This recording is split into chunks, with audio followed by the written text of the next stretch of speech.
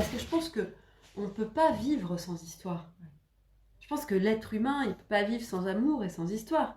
Il ne peut pas vivre sans manger, etc., sans boire. Ok, ça c'est des besoins physiologiques primaires. Mais je pense que sans amour, sans toucher, sans histoire, c'est impossible de se développer correctement. Elle m'a préparé une assiette d'abricots et allumé une bougie à la vanille. Quand je m'assois par terre, elle me rejoint et me propose un coussin. J'arrive chez Olivia El-Kaïm comme chez une amie, réunis pour leur même amour des livres. Notre rencontre remonte à 2020, entre 2 confinements. Une soirée mémorable à la librairie autour de son roman « Le tailleur de Rolisane » publié chez Stock. Un hommage tendre à son grand-père, à son père et aux 2 rives de la Méditerranée. L'exil, l'enquête familiale, la tendresse sont également au cœur de son nouveau roman « Fille de Tunis », publié chez Stock le 23 août 2023 comme un cadeau d'anniversaire pour la libraire que je suis. Dans Fille de Tunis, elle nous présente Arlette, sa grand-mère romanesque et libre, qui, dans un monde d'hommes, aura vécu sa vie belle et altière, quel que soit le prix à payer. Mais aujourd'hui, nous parlons ensemble des autres livres, ceux qu'elle a lus, ceux qu'elle a aimés, comment ils vivent auprès d'elle, de quelle manière ils la nourrissent. Pour ce premier épisode de notre podcast Des gens qui lisent dans la bibliothèque des écrivains, j'ai la joie d'échanger avec Olivia El-Kaïm.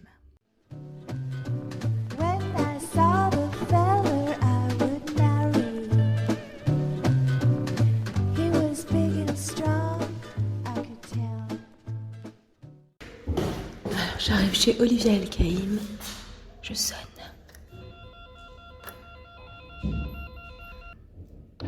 Oui, c'est moi. C'est au premier étage. À tout de suite. J'entre dans son appartement dont elle me fait visiter chaque pièce, y compris les toilettes. Regarde, en fait, il y a mes livres dans les toilettes, ça fait rire tout le monde. En fait, Tes livres à toi, tu les mets dans les toilettes. Et ça, je peux te le théoriser si tu veux. Vas-y, j'écoute. Bah maintenant, Ouais, si tu veux. c'est hyper compliqué de savoir où est-ce que tu vas ranger tes livres. Tes Oui. propres livres, ceux Oui, que les tu as tiens. écrits. Parce que si tu les mets dans ton salon, ça fait quand même un peu prétentieux. Donc je me comprends. suis pas vraiment posé la question. Pour moi, je les ai mis dans les toilettes. Ok. En fait, tous mes ouvrages sont dans les toilettes. Et en fait, ce que ça veut dire, c'est qu'ils sont digérés. Non, Mhm. après coup, je me suis dit, mais c'est quand même bizarre de mettre ses propres livres aux toilettes. Et en fait, je me dis, mais en fait, c'est l'endroit où ils sont digérés. Et c'est vrai qu'une fois que j'ai écrit mes livres, bah, c'est terminé, quoi. J'ai évacué. Mhm. Oui, t'as En pas fait, besoin j'ai- d'y revenir. Ce mot, c'est important, j'ai évacué, en fait. Après le Covid et le premier confinement, ça a été un basculement pour moi. Je me posais beaucoup la question de rester à Paris ou pas. Mhm. Et en fait, ça c'est devenu une évidence que ça pouvait plus être mon domicile principal. Que en fait, à Paris, il y a quelque chose pour moi qui se tasse. Et justement, j'ai énormément de mal à lire à Paris, à écrire à Paris. Je suis tout le temps dérangée par une forme de sociabilité, etc. Et en fait, je crois que j'ai besoin du calme de la campagne, de me retrouver à un endroit où je suis vraiment au calme pour lire, pour écrire, pour simplement penser. Et il y a eu un vrai basculement pour moi, en l'occurrence un deuxième basculement, quand j'ai écrit Fille de Tunis, parce que je l'ai écrit à Belle-Île-en-Mer. Je suis vraiment partie là-bas, j'ai largué les amarres, au sens propre et au sens figuré, pour écrire Fille de Tunis. Mais là, tu m'as fait visiter l'appart tout à l'heure, il y a des livres partout. Mais alors, chez moi, ça c'est vraiment... Alors, du coup, ça aurait été très intéressant de te faire venir à Belle-Île. Bah oui, c'est la question. Quels sont les livres qui ont eu le droit d'aller là-bas? Voilà. Voilà. Alors, c'est super intéressant. En fait, j'ai rapatrié de Belle-Île. Une fois que j'ai écrit le livre, j'ai rapatrié les livres avec lesquels j'avais travaillé. Donc, j'ai rapatrié un certain nombre de livres ici. Et maintenant, à Belle-Île, j'emporte tout ce qui est très contemporain. Et qu'il n'y a plus de place. En fait, comme il n'y a plus de place dans mon appart parisien, je dégage tout ce que je peux recevoir, tout ce que j'achète. Et alors, donc, j'ai beaucoup déménagé après mon divorce. Et j'avais fait des cartons avec des livres que je lisais moins, qui m'intéressaient plus. Et en fait, plutôt que de les garder, j'ai ouvert les cartons, je les ai mis sur le trottoir dans la rue. Servez-vous. Et tout le monde s'est servi. C'était hyper beau de voir l'attroupement de gens qui venaient se servir et rien n'a été jeté. T'as fait une boîte à livres Ouais. perso, quoi. Et tu m'as expliqué tout à l'heure les livres qu'on trouvait dans tes toilettes. Est-ce que le reste de la bibliothèque est rangé d'une façon particulière C'est un énorme bazar. C'est un bazar En fait- organisé ou c'est vraiment un Non, bazar? c'est que je pense que certains livres, je les range par affinité. Ah, ensemble, tu veux Ouais. dire? Pas pas parce que je les ai aimés, mais parce que je pense que les auteurs s'entendent bien. C'est joli ça. Non mais tu vois, Ouais. par exemple, j'aime bien mettre David Grossman, Nicole Cross et Colum McCann à Peyregon ensemble, quoi. Je me dis, tu vois que par exemple, alors, Ils ont des choses à se dire. voilà, alors je sais qu'ils sont plus ensemble, mais mettre Nicole Cross et Jonathan Safran Foer à côté, ben, ça m'amuse parce qu'ils ont été un couple et je me dis, tiens, ils sont un couple aussi chez moi. J'aime beaucoup mettre à Peyregon, pas loin de David Grossman, parce que David Grossman, ben, il est traversé par l'histoire israélienne, y compris dans sa vie privée, puisqu'il a perdu son fils en 2006 pendant la guerre. J'aime bien qu'il n'y ait pas très loin, sur cette bibliothèque qui est en fait un ancien confiturier. J'aime bien qu'il y ait une femme fuyant l'annonce de David Grossman à côté des disparus. Parce que j'imagine que cette femme qui fuit l'annonce de l'hypothétique mort de son fils discute avec les disparus que recherche Daniel Mendelsohn. Enfin, j'ai l'impression que la nuit, tu vois, par exemple, tout ce petit monde discute, quoi. Ouais. En mon absence. C'est très organisé alors, c'est pas du tout. Ouais, alors. C'est hyper pensé, tu mais crées des rencontres entre livres. Ouais, mais sur ce confiturier, par exemple, j'ai jamais dit à personne ça. Il y a tous les livres qui parlent de littérature. C'est-à-dire les auteurs qui, à un moment donné, se disent « Je vais raconter comment j'ai appris à lire, comment j'ai appris à écrire, pourquoi l'écriture, ça compte pour moi. » Donc, par exemple, tu as Lionel Duroy, Écrire, La foi d'un écrivain de Joyce Carol Oates, qui sont vraiment ensemble, et qui communiquent, enfin, qui sont à côté, qui sont voisins de L'urgence et la patience de Jean-Philippe Toussaint, qui est un livre majeur, selon moi, qui explique vraiment ce qui nous traverse, nous les écrivains, quand on veut écrire un roman, c'est-à-dire à la fois l'urgence et la patience. Puis il y a un livre de Sarah Chiche que j'adore, qui s'appelle Personne, sur son rapport à l'écriture, à cet écrivain Pessoa. Fernando Pessoa. Ouais. Et j'ai trouvé beaucoup de choses. Tu vois, alors voilà, ça c'est les livres, ils sont griffonnés, griffés. Ça c'est toi, c'est quand tu les lis, tu les annotes. Après, je sais que par exemple, tu vois, là il y a André Malraux, L'Espoir, que j'ai étudié quand j'étais en Hippocagne ou en Cagne. Et je sais qu'à l'intérieur, il a annoté. Je vais monter, tiens, sur le canapé. Vas-y, t'es chez toi. C'était en Hippocagne, 94. Pendant tes études. Ouais. Et je sais que c'est un livre que j'aime énormément parce que, en fait, c'est la manière dont le destin des personnages est percuté par une histoire plus grande qu'eux. Et c'est un peu ce que je cherche à faire, ouais. En tout cas, je sais pas si j'y arrive comme. C'est ce que tu fais en tout cas. Enfin, j'essaye de faire quelque chose comme ça. Il y a des livres ici que tu n'as jamais lus. Oui, bien sûr. Par exemple, Les Voyageurs de l'Impériale. Et alors, pourquoi c'est un livre qui est fétiche? Alors, je sais pas où je l'ai mis. Il doit être là-bas, dans le couloir. Il est fétiche parce que c'est un livre que j'ai essayé de lire au moment de mon divorce. Et je l'avais sur mon tableau de bord, dans une petite voiture toute pourrie, une petite Twingo à Belle-Île. Je ne l'ai jamais ouvert parce que, en fait, le jour où j'ai décidé de le lire sur la plage, j'ai rencontré mon amoureux. C'est celui que j'appelle B dans mes deux livres, dans le tailleur et dans Ch'tis, quoi. Et donc c'était un signe, tu t'es dit... Les Voyageurs de l'Impériale. Je me suis dit, tiens, on va faire un beau voyage tous les deux, mais j'ai jamais pu lire ce livre. jamais revenu dessus, ouais. Il est associé à cette période-là. Voilà. Il y a des livres comme ça que tu as, soit pour des raisons comme ça, de circonstances, soit pour d'autres choses auxquelles tu n'arrives pas, que tu sais que tu vas y revenir un jour, mais que pour l'instant tu n'as pas pu t'y plonger. Je vais t'en montrer un. Ouais, alors, il a une histoire, ce livre. J'arrive pas du tout à le lire. Alors, il paraît que c'est un chef-d'œuvre. C'est Laurence Durel, le Quatuor d'Alexandrie. Ah oui. Je rêve de le lire. En plus, c'est dans une belle édition. C'est un livre qu'on t'a offert? Alors attends, c'est pas n'importe qui, c'est justement B, mon amoureux. En fait, un jour, j'allais à Belle-Île en train, et on était un petit peu, j'allais dire encore sous couverture, pas sous la couverture. J'ai compris, c'était encore amour secret. C'était une sorte d'amour secret, et mes enfants n'étaient pas au courant qu'il était dans ma vie. Et du coup, je partais avec mes enfants à Belle-Île en train, et le train s'arrête à Rennes, ou UIB. Il m'attendait sur le quai, un peu en douce, et il m'a tendu le livre.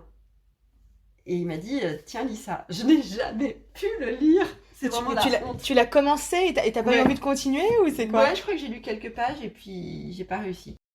Tout court. Non, ce que je peux te dire par exemple, c'est que tu vois, évidemment, j'ai lu Adi Kadour, Les Prépondérants, pour préparer mon livre. Et là, tu vois, alors, voilà, quand j'écris et que je lis un livre pour écrire, le livre est complètement écrit à l'intérieur. Ça devient quasiment des carnets. J'ai vraiment mais aucun respect pour l'objet livre.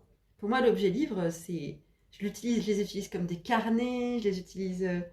Enfin, parfois, je fais mes comptes dans mes livres. Ah oui, c'est vraiment des compagnons de vie. Oui, ils sont tout le temps avec moi. Non, mais c'est marrant. Puis après, tu vois, ça permet de retrouver des trésors. Ouais, des trésors. Est-ce que tu mets aussi des choses dedans, je sais pas, des mots, des petits mots? Oui, alors j'ai retrouvé... Oh là là. Tu retrouves des lettres d'amour. Ouais, j'ai retrouvé des cartes postales d'amoureux, ouais, c'est vrai, dans mes livres. Des photos. J'ai retrouvé une photo une fois de mon amie Marie, qui est une grande lectrice avec qui j'échange beaucoup sur la lecture. J'ai retrouvé une fois une carte postale que m'a écrite Milan Kundera. Alors Milan Kundera. Oui. C'est un peu la classe. Il faut que tu racontes. En fait, quand j'étais à la fin des années 90, j'écrivais un mémoire de maîtrise sur son œuvre romanesque et sur la présence de l'histoire dans l'œuvre romanesque de Kundera. Évidemment, ce qui est marrant, c'est de s'apercevoir que c'est exactement ma quête. Ma quête d'auteur, c'est de comprendre quelle est la présence de l'histoire dans le destin de mes personnages. Et donc, à l'époque, je lui avais écrit chez Gallimard, en lui expliquant ma démarche, et en lui disant que j'aimerais bien le rencontrer. Et hélas, il était à Prague, et quand j'ai reçu sa carte postale, je partais moi-même à Prague. Et on ne s'est jamais rencontrés, à part une fois, ça c'est incroyable, dans un magasin bio. J'ai pas osé l'aborder. Oui, c'est ce que j'allais te demander. Tu l'as pas adressé la parole. Non, j'étais vraiment trop... T'as gardé l'image. Ouais. Je me suis dit non, mais je peux pas aller le voir là, lui dire vous savez, c'est moi à qui vous avez écrit une carte postale il y a 25 ans. Et ça m'a fait ça aussi avec La Peste. Je sais pas si je l'ai là. J'y tiens vachement à La Peste parce que ça a été un moment de lecture incroyable.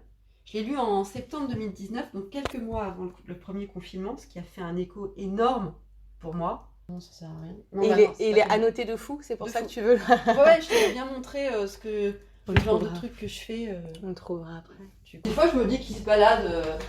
Il se change de place. Mais ouais, il se change de place tout seul. Mais des fois, c'est bizarre. Hein. Donc, tu vois, par exemple, là, il y a des livres qui ont beaucoup compté pour moi au moment où j'écrivais Fille de Tunis.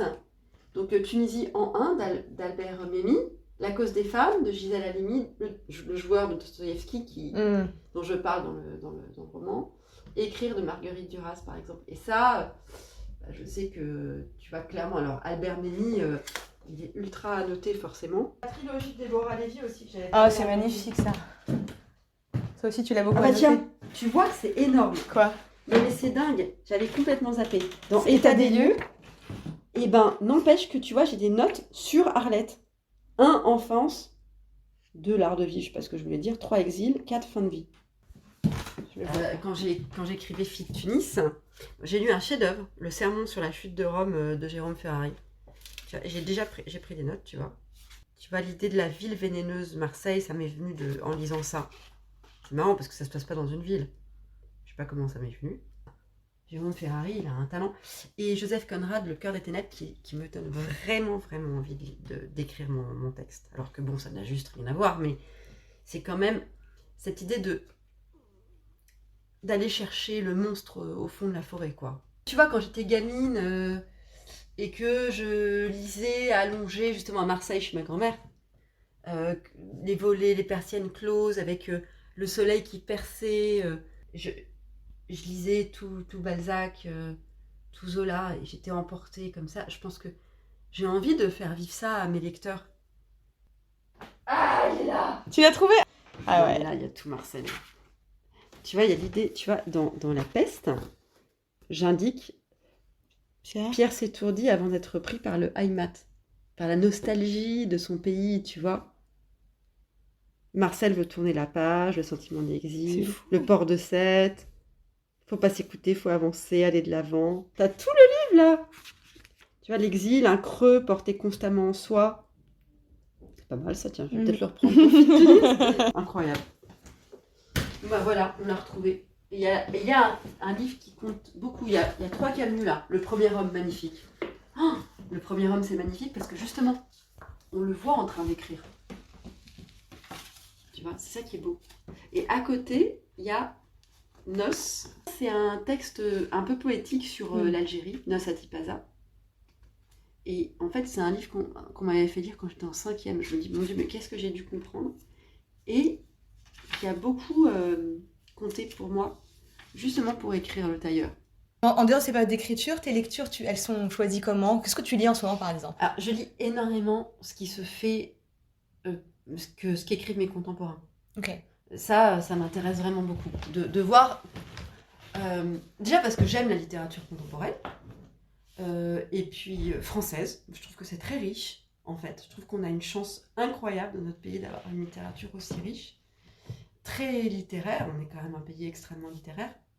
Et puis là, en ce moment, je lis, c'est un rattrapage, je lis Cédric Sapin-Defour, Son odeur après la pluie, et j'ai un énorme choc.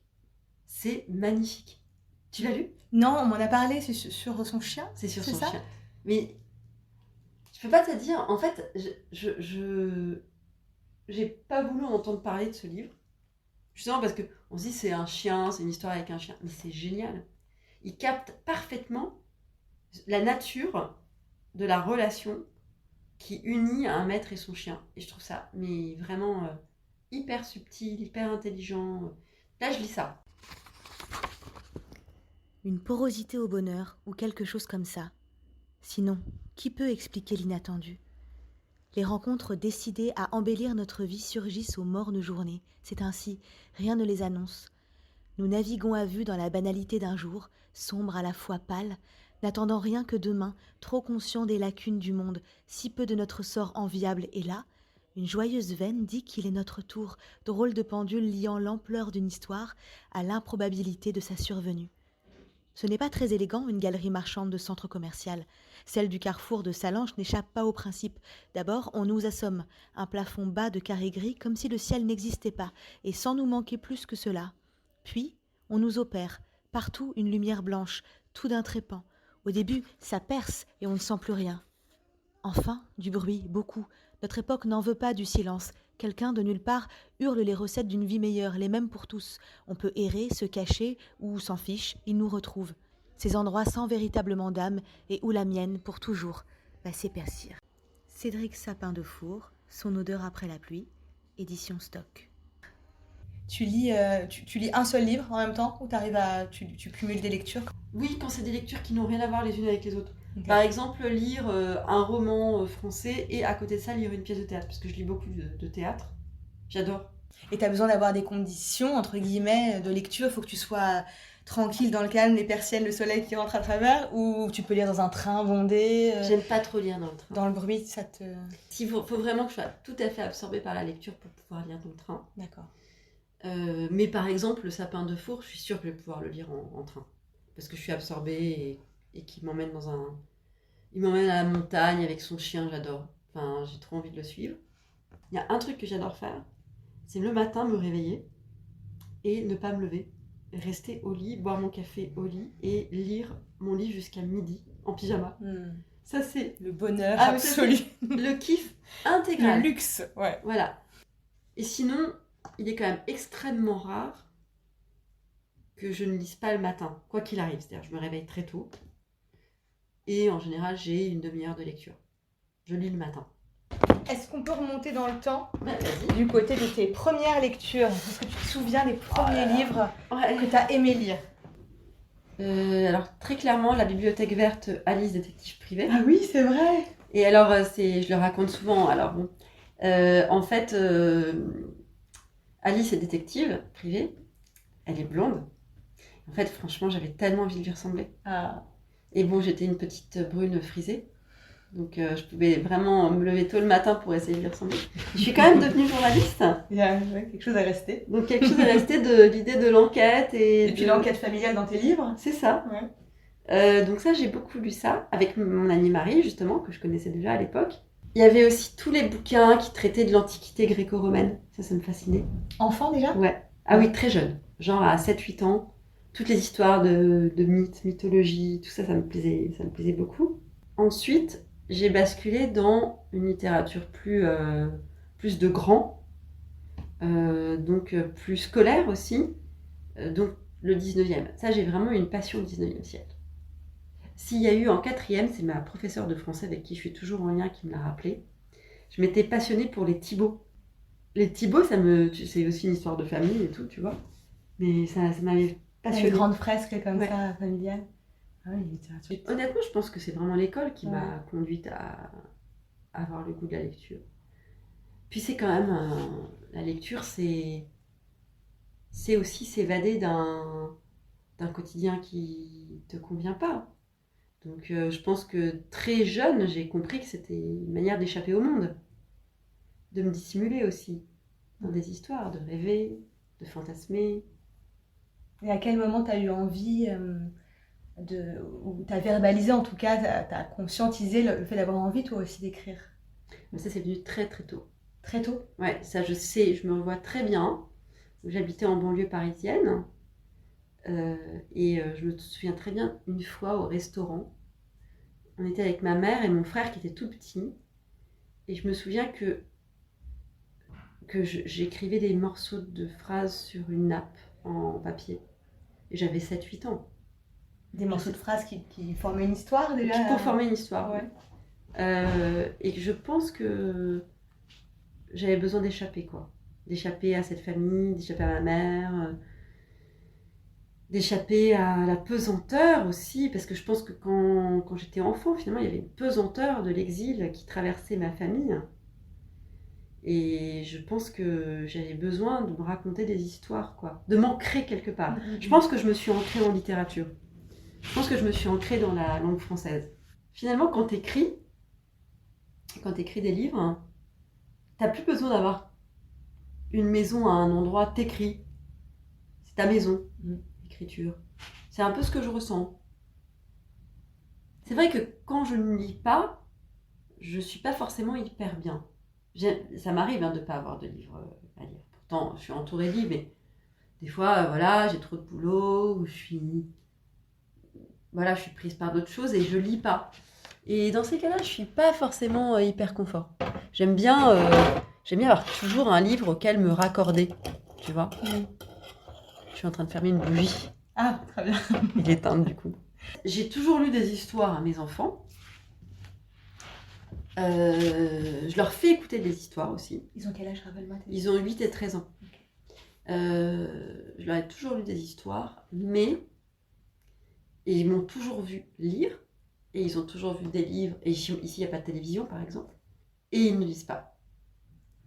Mais vraiment pas. Enfin, ils aiment que je leur lise des histoires, mais ils ne lisent pas. Et il y a une concurrence énorme des écrans, quoi. C'est manifeste. Mais ils veulent tout de même que tu leur racontes des Oui, histoires. ils veulent que... Parce que je pense qu'on ne peut pas vivre sans histoire. Je pense que l'être humain, il ne peut pas vivre sans amour et sans histoire. Il ne peut pas vivre sans manger, etc., sans boire. Ok, ça c'est des besoins physiologiques primaires. Mais je pense que sans amour, sans toucher, sans histoire, c'est impossible de se développer correctement. Oui, alors là, récemment, j'ai lu une pièce de théâtre à mon plus jeune fils, qui s'appelle Jamais dormir, qui a été écrite par Baptiste Amann, et qui est publiée par Actes Sud Papier. Et en fait, c'est l'histoire d'une petite fille qui est placée dans un foyer et qui a peur de dormir. Donc, du coup, elle se raconte des histoires. Elle est sur un bateau, elle accoste sur des îles, etc. Et donc, du coup, j'ai lu l'histoire... j'ai lu ce long monologue à mon fils cadet. Alors, ce qui est beau, je trouve, quand je lis des histoires, c'est qu'il veut jamais que ça s'arrête. Donc, tu peux être épuisé, il te dit encore, et le chapitre d'après. Et en fait, moi, quand j'écris, c'est vrai que je me dis, j'ai envie que mon lecteur n'ait pas envie de lâcher le livre.